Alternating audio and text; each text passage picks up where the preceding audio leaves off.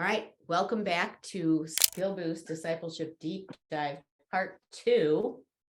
And we had a title for our class today. It was No Empty Hope. Is that right? No Empty Hope. And we are talking today about the invitation that God gives everyone to know him, to be his child, to be his follower, and to learn from him. And so we have been discussing with our community, and we're going to let you in on it, what we all think are the important things that someone needs to learn as they learn to be a disciple or a learner of God and a wholehearted follower or lover of God, or somebody who receives his love. So that's what we're talking about. And I wanted to invite our team, our community, our friends to share. Does anyone want to share another thought about something you feel it's important for a disciple to learn, hopefully earlier than later, to get their foundation in God set right?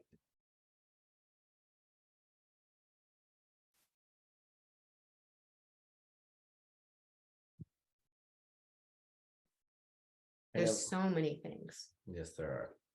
I know we hit this topic pretty hard.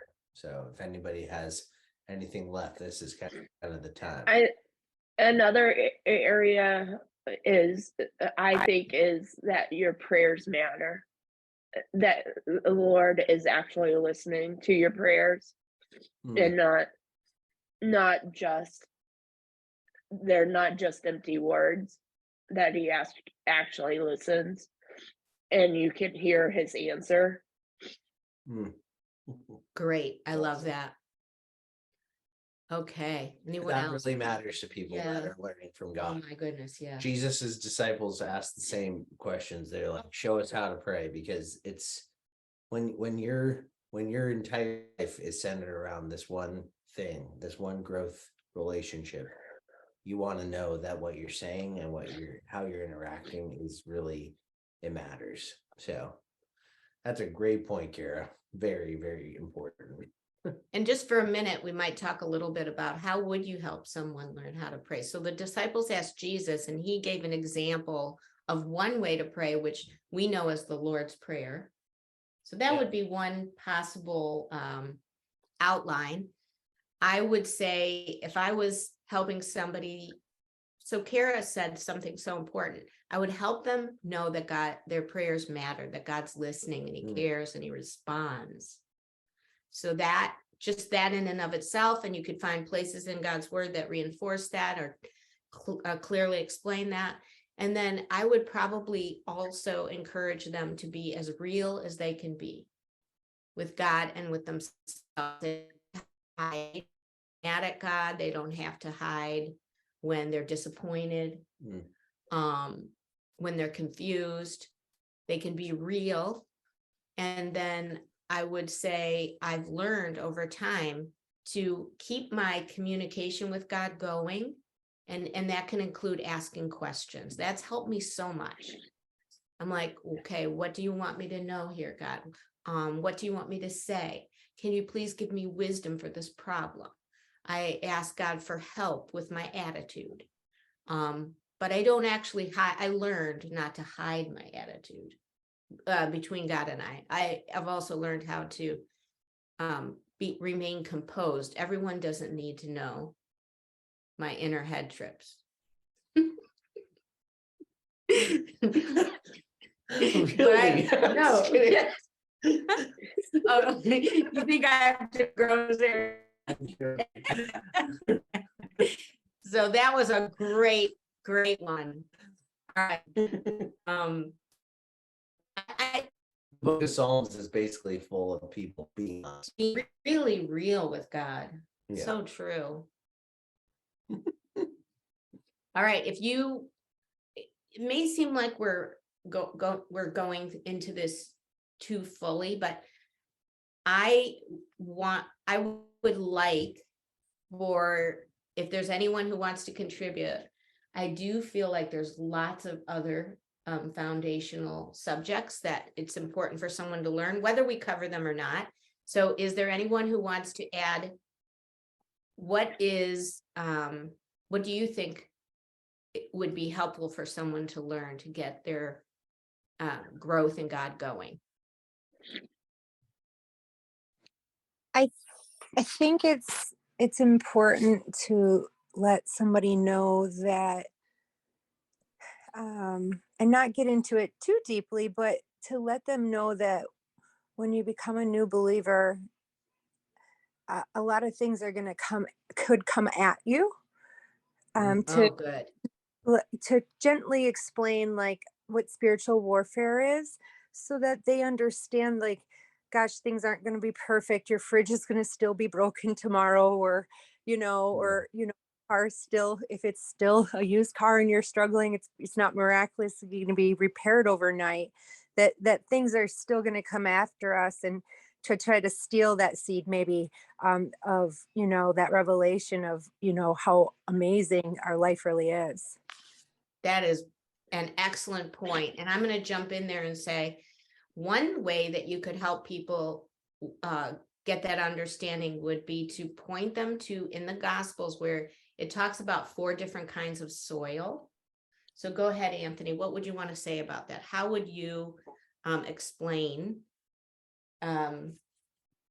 like preparing for the fact that as a Christian, life won't be perfect, and you'll, from the story of the soils in the gospel? Well, frankly, I mean,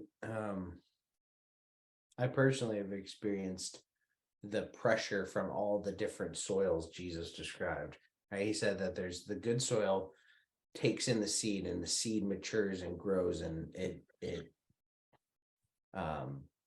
germinates and produces fruit, right? But then it talks about the other soils, right? It says if you fall on rocky ground, essentially what happens is your understanding of what God is trying to do in your heart maybe matures very quickly, but it doesn't take root in your actual life. And it sometimes there's other things that can happen, like it can be snatched away. In fact, I should probably just go ahead and read it. I mean, it's from Mark chapter 4, but Okay.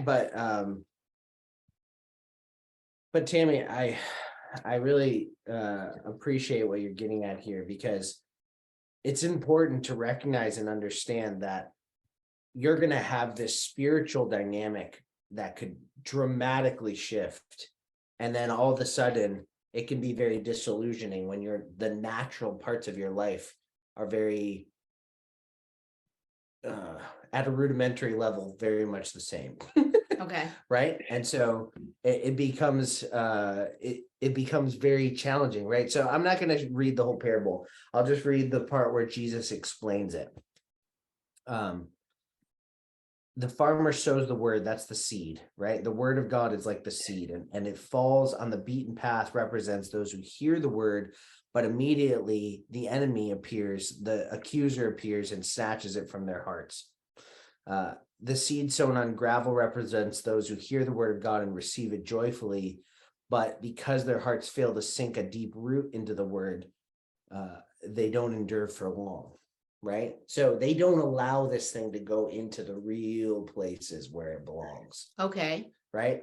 What was that called? Rocky soil? What was that called? That the gravel. Gravel. Okay. Right? It's just soil it's not able to be penetrated. It's so hard. Okay. Right? And so what happens is Jesus says when trouble or persecution comes.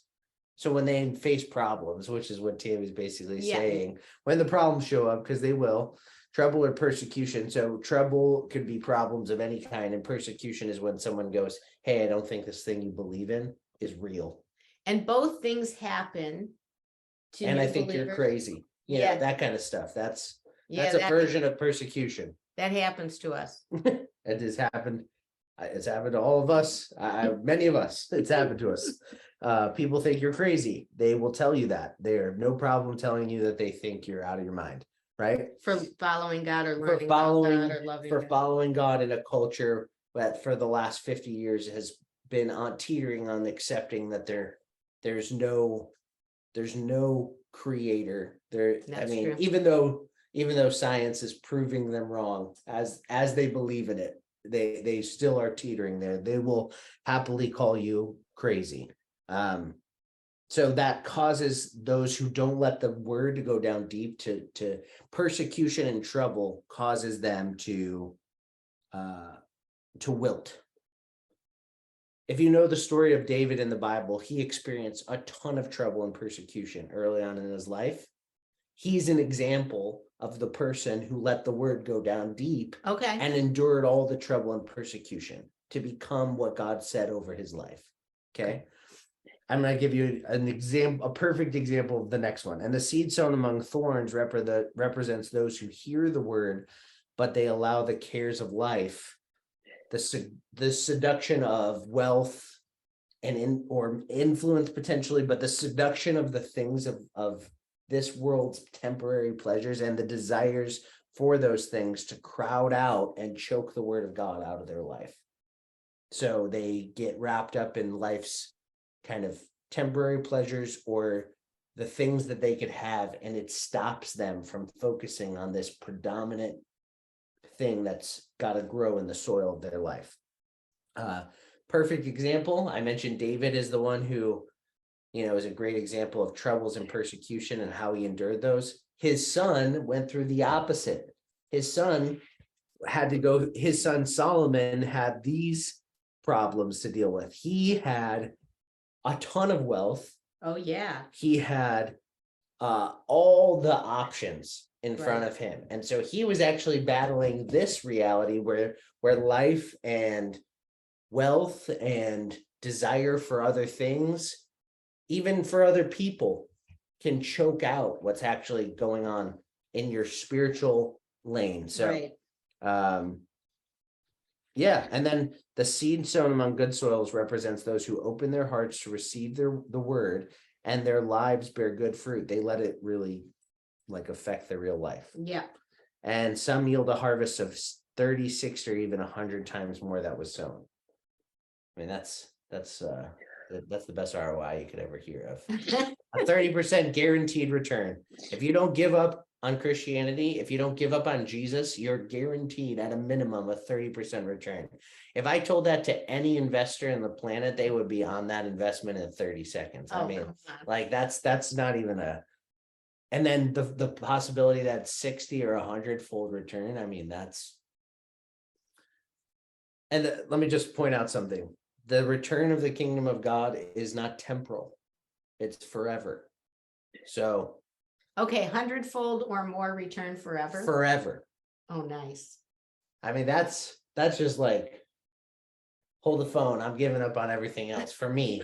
I mean, I'm just forget it. I mean, life, there's nothing in life that is forever in this current temporary world. And so if someone's offering me forever and 100% return potential on my investment, oh, I am all in like Flynn. I am in like Flynn for that. Anyway, I think that's so beautiful too. I mean, you're totally right. We do need to prepare people that life will continue on and they are going to have to grow as they go. Yeah. Right? Christianity isn't like an easy button where it's like, oh, I found God. I just keep pressing the easy button. Right. And it just makes it all better. No, I got to learn to grow as I'm walking this thing out. That was good, Tammy. You were saying help people realize that life will still happen. There will still be disappointments and potentially some problems.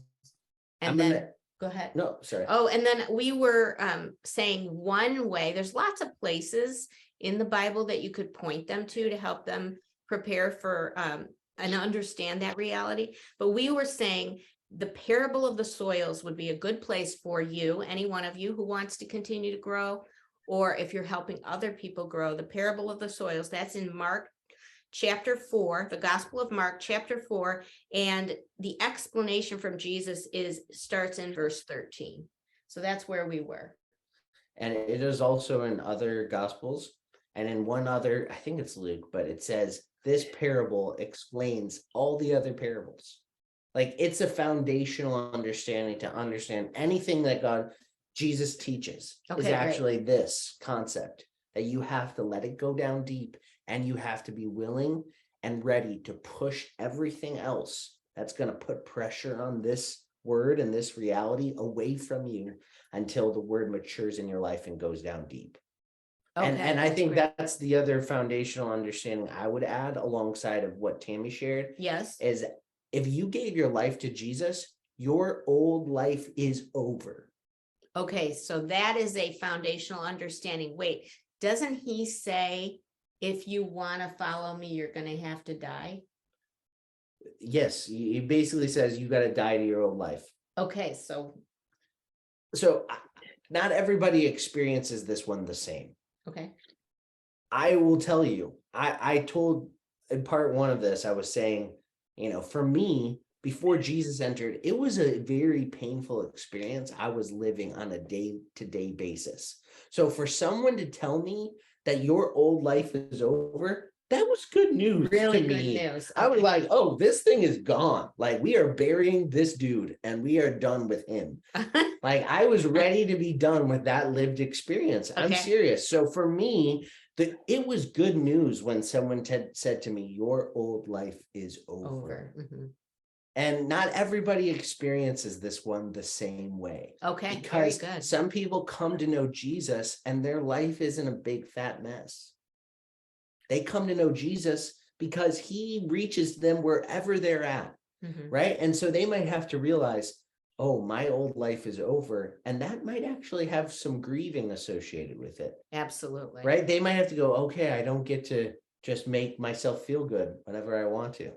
Oh, that's not good for me or my relationship with God. I know somebody that, basically they were doing drugs before they gave their life to Jesus. And then all of a sudden the drugs stopped feeling good. And that they didn't know they weren't supposed to do drugs because they were so new to Christianity. But then the drugs stopped feeling good. And they were like, Wow. I don't like this. Like I liked this was enjoyable for me, and now it's not enjoyable anymore. Now, obviously, over time, that mattered less, and they realized I don't need this. Yep. But there was like a process in there where it was like, oh, this is kind of a bummer, right? And it's so there's a varying. There can be some differences in how people experience that particular foundational understanding of your old life is over, and your new life in Jesus has uncapped potential. Right. But that isn't always apparent when you're in the middle of my old life is over, because there can be grief. For some people, there's excitement. Others, there's grief. For some, their old life keeps talking to them, or people keep referring to them as who they used to be. Oh my goodness. Right? Like there's a lot of various kinds of pain here. And so, one of the big things that we do in our relationship with God is we lean into him when we're reminded of this old life. And we Okay. say, show me my new life, right? That's part of what we're doing. And help me release my old way or my old. So I'll give you an example from my own life. There was people even still, there are people that know me before Jesus was really there. Okay. And so every once in a while, if I interact with them, they can tempt me to remember the pain Oh wow. before I really solidified in my relationship with Jesus who I was. And so I have to be really careful around those people to not behave Yes. the way that I used to behave or react to their remembering of my previous life. Inside or out. Mm-hmm. Right? Yeah. Yep. So true. Okay, there we go. I think we should probably press the button and go to another page, but I don't want to cut off anybody from sharing. Well, or we can let this discussion fully play out, because there's a few things when we're talking about That's fine. the foundational understanding, and then we can go to these things again in the future, the notes. But so I'm going to propose a few things, and then you guys might add as a result. So there are more foundational understandings that we would probably get to, but in terms of habits, earlier in part one, we made a reference to how we would spend time with God. So one of the things that people learn when they get to know God and they realize God wants to have a personal relationship with them and that they can learn from God, and that's what he's asking them to do. They have to learn how to cultivate habits of getting to know God and spending time with God. So I wanted to see if any of you would be willing to share a few, maybe one or two, in different seasons of your life. Did you learn different ways of spending time with God? Is there anyone who wants to share what you learned that was really helpful to you?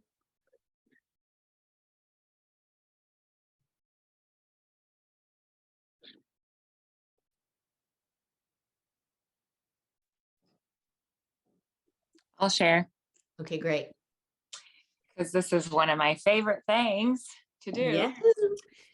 Tara, Um, change your camera a little so we can see your beautiful face. I Perfect. should get like a stand or something, or use a computer.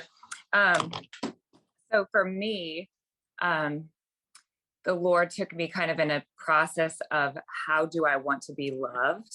And he taught me through like, what movie stands out to me the best? Like, what movie am I drawn to of just that I feel love, or that like the characters in it, for whatever reason, it speaks to my heart, like a longing in my heart. And this can look different when I need a father, or the lover of my soul, or my best friend. And for me, like The Notebook was always just this movie. I know I've probably said this before too, but, and so what about The Notebook? And so he really took me on a journey of, I love that in this movie, there was this fight for you, passion, just passion, passion, passion from the male character in this movie. I love that she didn't really know her way, but yet he could see right to her heart, and he would like put an artist pad up, like all the, and so for me, that the Lord, as I was watching that movie, really spoke to me, Tara, this is how you want to enter in with me at certain seasons. And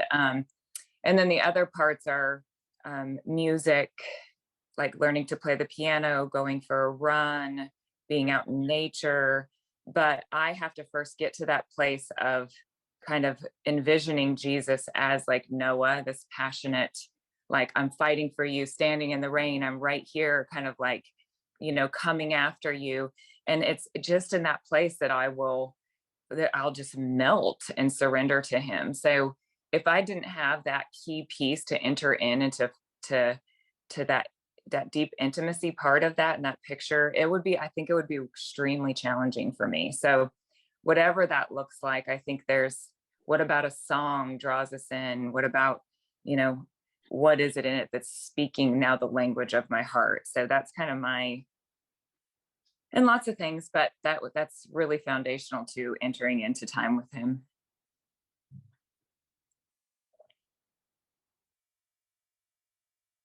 Yeah. Okay. That's great. I love that. And I want to comment on it because I do want to highlight. So that was a very relational and not religious and not formal way that Tara learned how to connect with God and her own heart. And paying attention to your heart and the longings of your heart is a great way to interact with God. And it's a great way to grow. And can I just add, I think a key, is my volume on? A key indicator is areas where you have maybe expectations of other people, or where your needs aren't being met. Maybe you can't even recognize that they're not, but it's a place of frustration and hurt and disappointment. A lot of times, if you can sit in that of how you are in other relationships and where your needs aren't being, it's a big indicator of what you really long for. And it is meant to be with him. But if we don't even know what it is that we're longing for, it makes it really difficult. But a lot of times looking at the kind of an opposite response is a huge factor into, wait a second, why? And it helps you kind of dig down of what you really need or want. Right. So what Tara's saying is pay attention. If you learn to pay attention to what you long for, what you need, but also what you react to in pain, if you pay attention, and then you can ask God, to help you understand where was I hurt or damaged? What am I crying out for? Maybe what am I blocking? And those are great ways to interact with God. Well, and if you've ever done the love languages, like I didn't even know mine was quality time. I needed words of affirmation to even get to feeling vulnerable enough to someone to spend time with me. So it would make sense to me that I really enjoy God's quality time. That's beautiful. That's great. Great. Very insightful. Anyone else want to share about how you learned to get to know God and build habits of getting to know God? Or what you would want someone else to know about that?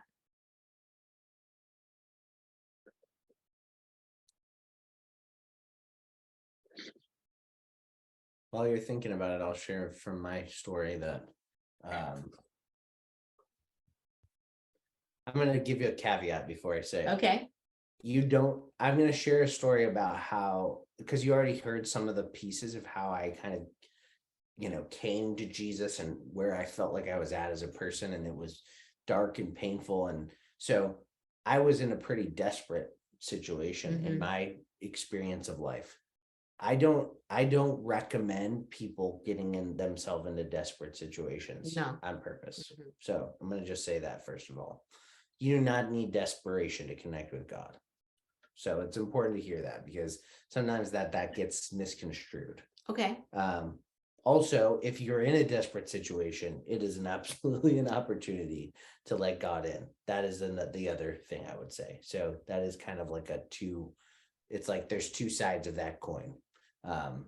Anyway, I personally, when I had an encounter with God, it so shifted my internal experience.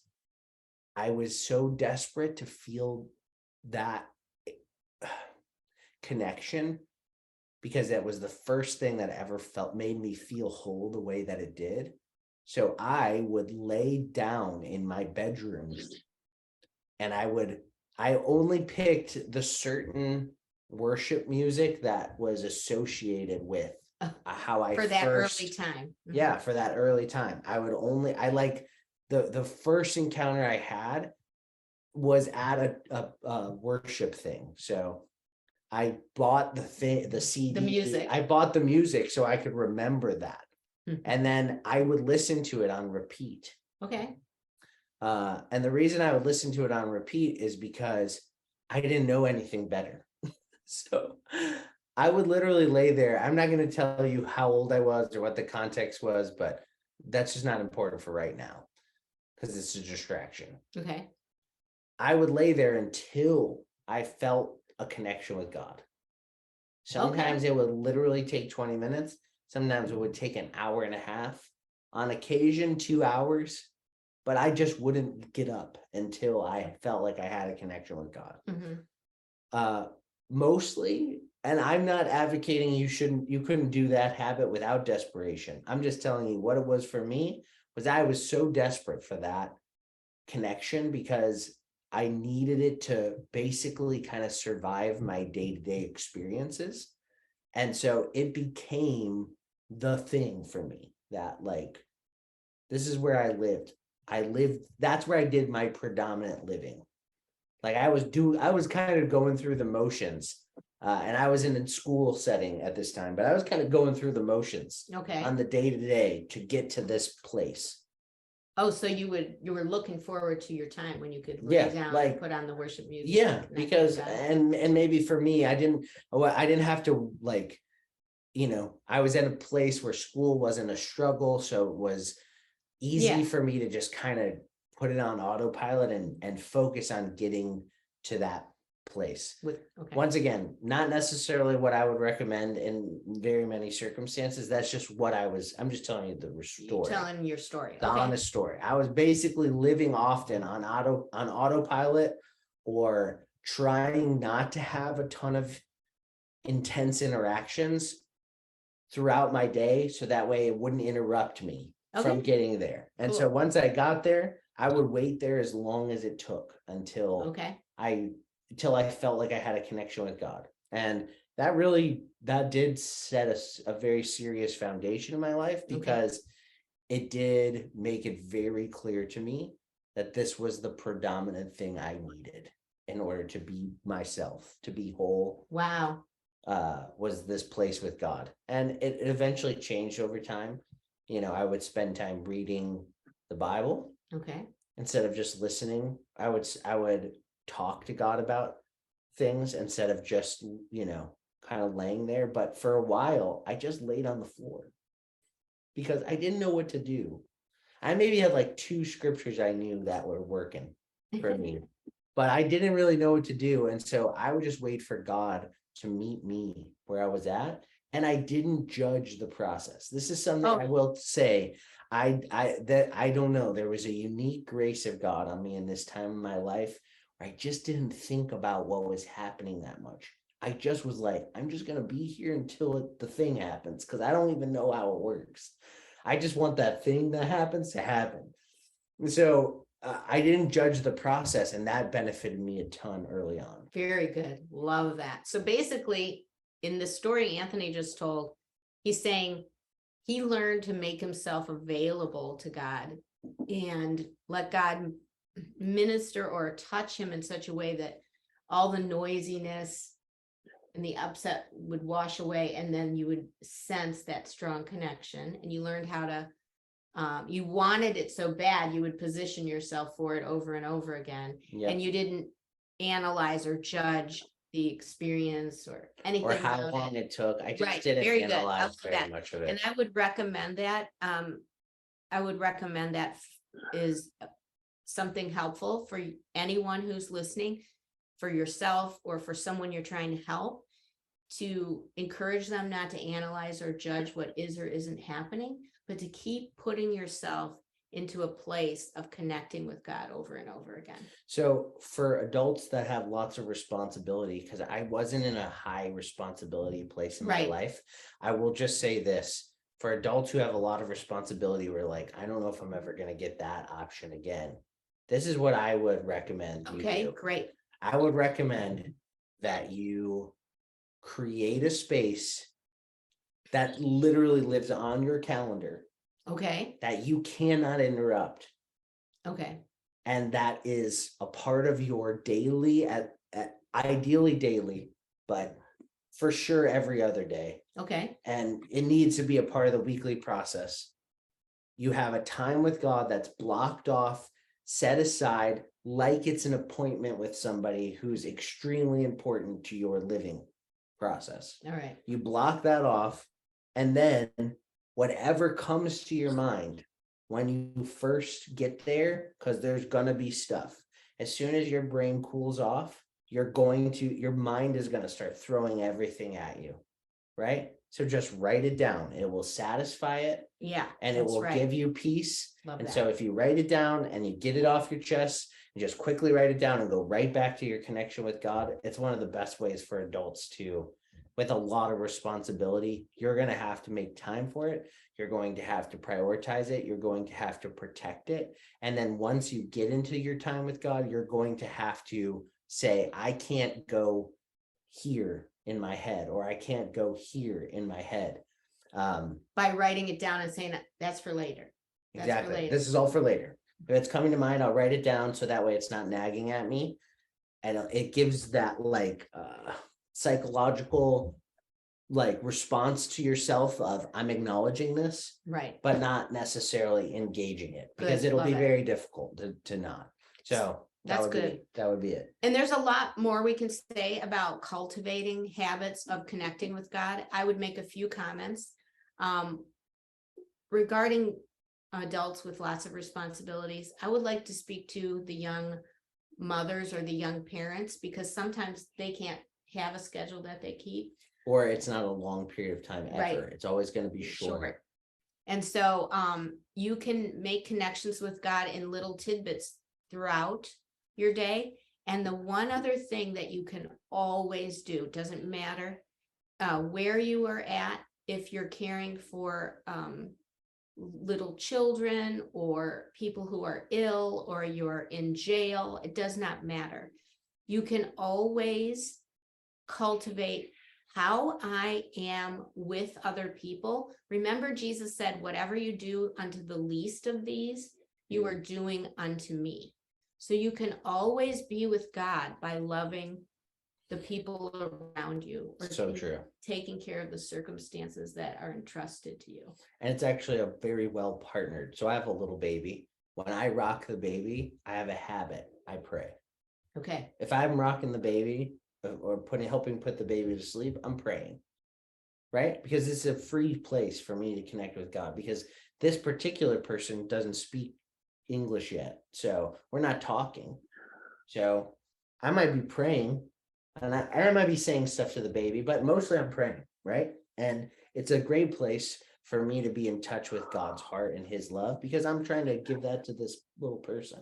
Right. Perfect. So that would be a good example. Like, and you can take those little habits and form them all over your life. Absolutely. I know people who love to pray in the shower. Yep. Right. Like, I have little children, so like the shower is not a long place. I don't get a long shower very often. So for me, the shower is about get it done. Let's get this over with before someone starts screaming in the other room. Right. So that is not a good place for me. Like, I might have a prayer in there in the 5 minutes or 10 minutes that, it takes to do the shower stuff. But for some people, they like a long shower. Like, that's a part of their life. They block that off. And they And so- pray there. and A they lot pray of there. people- A lot of people Or- hear God there too. I know a young mother who the kids know when someone goes to the bathroom, you need to respect their space. So she goes. So she locks herself in the bathroom and prays in the bathroom. That's not actually my spouse. That's not her particular one. Okay. It's somebody Some else. other young mother. So it's fine. But you can find your zone and you can enjoy your zone, and it doesn't have to be long. It doesn't need to be long to work. That's right. And as far as habits of connecting with God, there's so many. But we were just talking about this. So when I do dishes, I do try to cultivate the habit of praying in my spiritual, supernatural language, which is a whole nother subject, but a lot of people do know what I mean. And it's great to cultivate habits. When I do this, I connect with God in this way. Yep. For any kind of activities that you don't have to be fully engaged with in verbally, you can be engaged with God while you do it. This will require you to get to know yourself also as a person.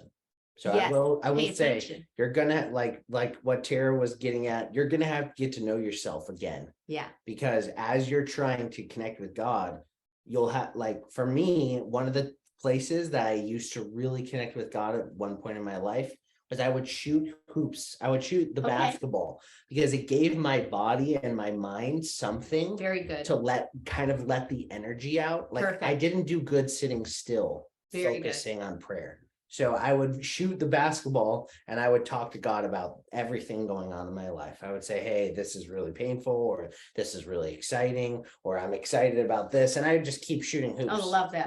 Right. So Love that. like, it doesn't need to be like spiritual feeling, or like I sit in this contemplative place, right? It can just be very practical, or very good. very chill. I want to see if anyone else has anything, but I did want to mention that the way you connect with God, you can cultivate an ongoing connection, but the way that you spend time with God probably will change from season to season. Yes, it does. And it looked like, Victor, you were about to contribute something, and I don't know if Yes, we we missed want the Victor's. chance there. He might have something he's got to do right now. Okay. Go ahead. Back. Sorry, I was just getting my plug. But no, I can relate to that, Anthony. When I was first became a Christian, I used to shoot hoops with the Lord. So Yeah. that was Nice. it was cool. And as far as habits, I still have my quiet times in that, but I really love what Tara had to say. I'm sorry I had to step off the screen because my mom stepped in.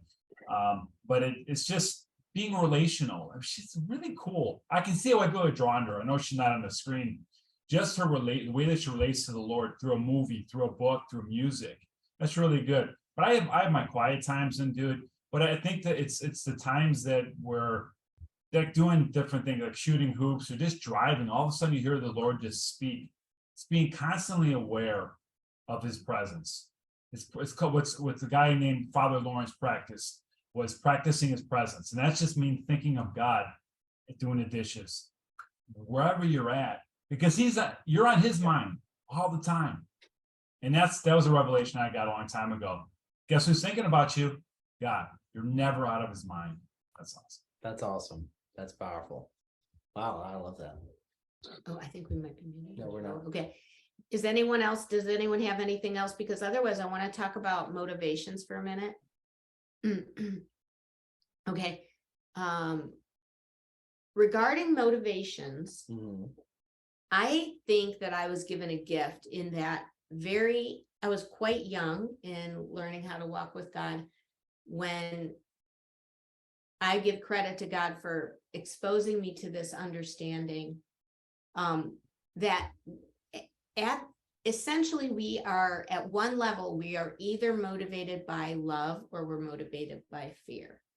Now that is a massive oversimplification of motives. Yes, it is. But if you begin to have a mindset where you're paying attention, Mhm. am I motivated by fear right now? Fear can show up as a performance mentality or self-protection. There's so many different ways that we actually when we come into our experience of getting to know God, we've already been trained by life in a broken and fallen world to be motivated by fear. Fear of punishment, fear of rejection, fear of failure, fear of getting hurt. And so now there's an appropriate caution that we keep all throughout life. Like we learn how to be aware of dangerous things so that we don't have to get rid of that awareness, but we can learn to pay attention to what is motivating or driving our habits, our mindsets, our reactions, our choices.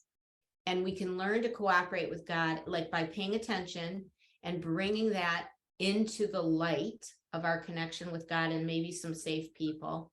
We can learn to grow out of being driven and motivated by fear on countless levels and into being motivated by and empowered by love. I love it. All right. And then we also can be motivated by what kind of fruits, what does that even mean, or outcomes are we looking for in life, or what is God inviting us into in terms of fruit or outcomes, what's available, and how do we learn to cooperate with God for his kind of fruit. So first of all, what does that mean, fruit? And what's available and how do we cooperate with it? Does anybody want to comment on that?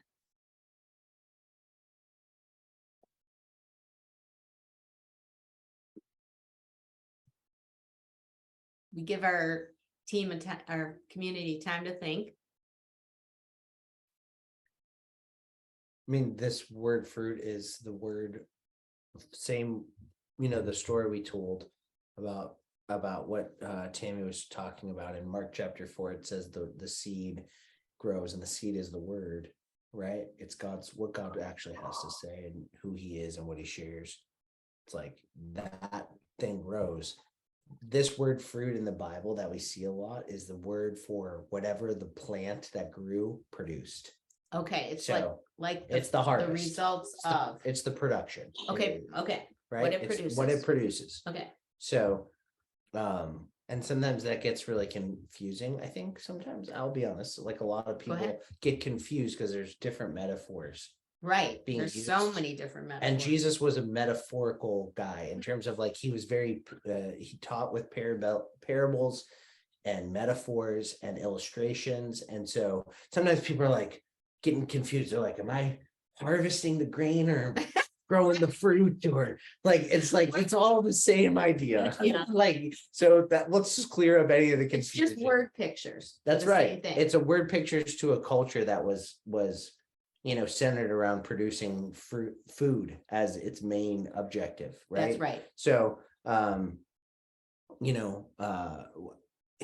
in our culture, not every person thinks about producing their food, right? We would have, every story would have to be about going shopping, Right. online or in person.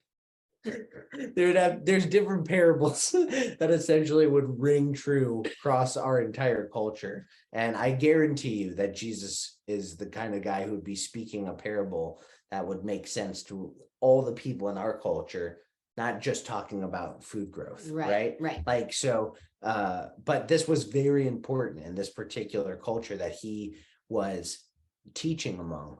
And what it shows you is there is an absolute direct correlation. What he's saying is there is a direct correlation to what gets planted into your life and what comes out of it. Oh, wow. And if you are unwilling to recognize that, you will not understand the kingdom. In fact, we can guarantee, he's saying basically you'll know what was planted by what comes out. That is a truth, 100% truth. Okay. So the outcome or what it produces, you cannot divide that from the process. And that is a really, really important thing to hear because, okay, so for example, I'm going to actually point to something we have here on this particular slide. It says, Okay. we talk about being able to successfully navigate current events, right? Right. This is what Jesus, my interpretation of this statement is what Jesus said. He wants us to watch and to pray. Okay, cool. Right? He taught his disciples, you need to be paying attention and you need to soak your life and what you're seeing in your prayer, in your connection with God. You have to be paying attention and willing to soak everything that you see in your relationship with God, right? If you can't successfully navigate current events, like they keep shaking you, you keep feeling afraid when you see them, you need to go back to the discipleship skills and let God retool your foundational understanding, reshift your mindsets, adjust your habits.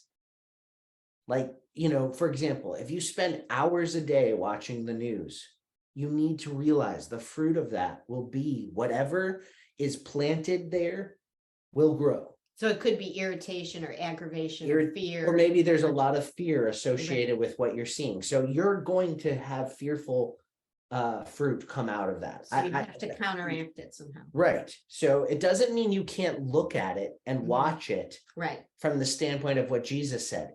You watch through prayer. Okay, I see. So you watch kind of like from his perspective. Yeah, it doesn't mean stick your head in the sand. Okay. It just said if you pull your head up and you start looking around and the only thing that comes out of you once you do that is fear, you need to go to the Lord and learn how to be overcome by his love and to look at everything from that viewpoint. Great. Right? So for me, what is the outcome or what motivates the process for me is I want to have everything that I express in my life that will have some effect on the world and people around me. I want to have all of that coming out of the place of what Kara shared about. God loves me. I'm his beloved child. And I am here to show other people they're his beloved child. And I might not even be able to tell them that in every circumstance I operate in, but if I can operate there with that posture, yes, I will bring the most benefit to them. Yes. And there may be opportunities for me to tell them that's what I'm doing. Very good. Love that. So that is a way where, even people could come to us and say, what do you think about what's happening in the world? Yes. And we could say, well, before I tell you what I think about what's happening, I'll just tell you about how I think about everything. Right? Like this is what I think about when it comes to how I process all of this. Okay, love it. right? You know, there's so many opportunities for us to let what is really growing come out and let other people eat of what's being produced in our life. The good God things. The good, everything that God's producing in our life, because he sowed the seed of his word, or he put the means of growth inside of us by his spirit. Everything that produces, we can enjoy it and share it. Love that. You know, we're coming into the home stretch of part 2. No Empty Hope might have all the way through part 6, and it'll be okay. Okay. But we're coming into the home stretch of part 2. And I'm going to give you a few additional ideas regarding, if you wanted to explain what are we talking about as far as the fruit of the kingdom of God, or the fruit of the character of God, or our fruit as a disciple, where would we learn about that? I would say it's helpful to review Genesis chapter 1, because it tells so much about what God originally intended and offered to us. If you want, you can review Genesis chapter 3, because it helps understand what we lost. But that is all what Jesus came to help us re-access and overcome the negative outcomes of the loss. That would be Genesis chapter 1 and chapter 3. Then, how do we grow in the fruit of God? John chapter 15, Jesus it's his last supper with the disciples, and he is explaining to them that if you want your life to bear good fruit, or the fruit of God, you cannot do it apart from your connection with me. So that's a great place. And then I think of Galatians chapter 5 in I think it's verse 23, gives an actual list of the fruit or the characteristics of God's spirit that he is cultivating in us, like love and patience and kindness and goodness. There are other places, but that is a great start. And then in John chapter 15, Jesus says that you can cultivate his kind of fruit that will last forever. And so that might be the additional thing that I would add, is that as we cooperate with God in this life, we are benefiting our eternity, our forever, and other people's forever. Because as we allow God to live his life out through us unhindered, he is so captivating and inviting, and his presence is so beneficial to others that their eternal well-being is affected by our fruitfulness. Wow. That's cool. So I think that we are going to land this airplane for part 2. You know, a lot of times when we finish a class, like we have a whole community of people on, if any of you want to come on to screen, we have a fun way that we end our class. So you don't have to, but if you want to, we just are, because I mentioned Genesis chapter 1, and in Genesis chapter 1, we're invited by God to go out into the world, or to go forth, to be fruitful, like we just talked about, and to multiply. And so if you want to come on screen, you don't have to. We're gonna do our sign off together. All right. Are you guys ready? Unmuted. Okay. Can you lead us in it? Here we go. Ready? Go Go forth. Be Be fruitful and and multiply. all right. Awesome. thank you, Good luck. everyone. Bye. Bye.